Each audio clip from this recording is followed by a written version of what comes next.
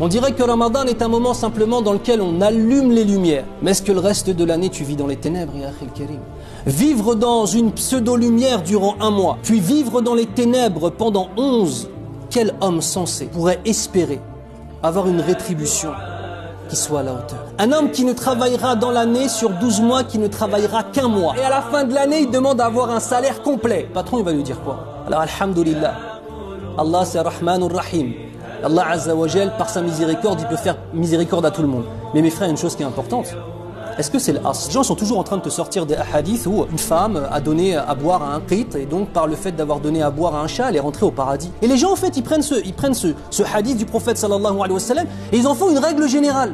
Non, je suis dans les péchés, mais regarde, pour un chat, Allah Azza wa Jal, il a fait miséricorde. Attendez, c'est une mu'jiza ça, un miracle. C'est une chose qui n'est pas dans sunnatillahi Azza wa Jal. Celle de base, c'est quoi? On agit, on est jugé.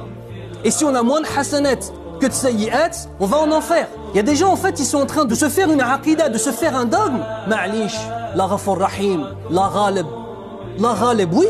Mais ça ne veut pas dire que c'est un alibi à nos péchés. On mentionne des noms d'Allah Azza wa Jal pour donner des alibis à nos péchés. Allahul musta'an. Et le asl, mes frères, c'est que si on n'est pas à la hauteur, yawm al-qiyamah, on va aller en enfer.